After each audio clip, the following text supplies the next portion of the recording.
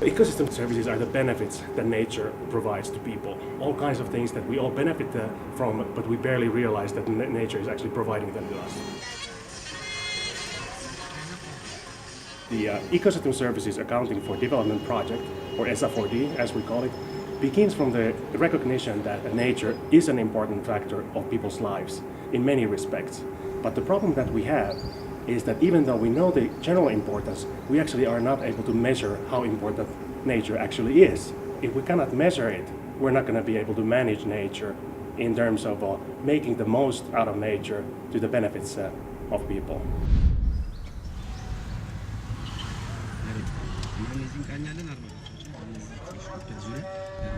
ESAforD is this unprecedented effort. We actually do 7 countries, including Sweden, Ethiopia, Tanzania, Kenya, South Africa, China, and Costa Rica.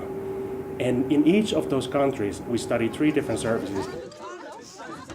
We measure, for example, how forests contribute to providing drinking water that is pure for human consumption, and also how wild insects, such as flies, contribute to crop yields and therefore contribute to increased farmer incomes. And we also value how parks and other green areas in cities contribute to that we feel better.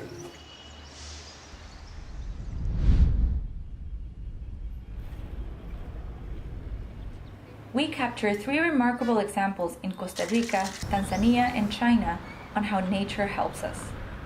In Costa Rica, we found that drinking water treatment plants get cleaner water when upstream forest cover increases.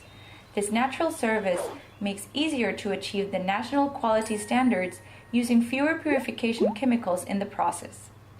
So, increasing forest cover helps Costa Ricans to get cleaner fresh water. Forest serves as habitat for wild pollinators, like bees and wildflies, that can help to sustain and increase agriculture production.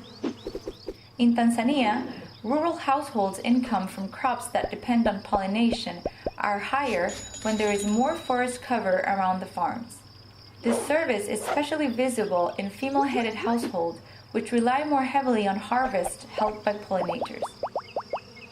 So, the larger the woodlands, the better the crops. More than half of the world's population lives in urban areas. Green areas in cities not only bring beauty and recreation, but also provide other benefits like biodiversity habitat, flood control, and water and air purification. 6 in 10 households in Beijing are willing to contribute to create new urban and nature parks. People give more value the closer the natural areas are. Hence, the greener the cities are, the well-being of its population improves. Just like production, just like livestock in general.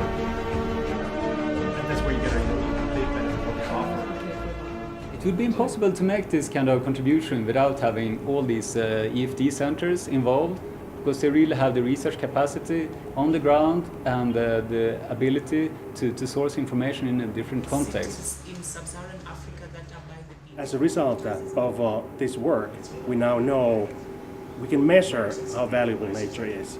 But really, why we do this is to help policymakers, decision makers, to use that information to better manage nature. This project is important because it contributes to developing a more agreed methodology on valuation of ecosystem services. And this will also fit into the next revision of the SEA experimental ecosystem accounting, which is expected to be completed by 2020. It's exciting. I think this is going to go on for several years, several decades, and we'll see nature more as as as an economy not working against the nature. It's more like economy and people working with the nature for everybody's benefit.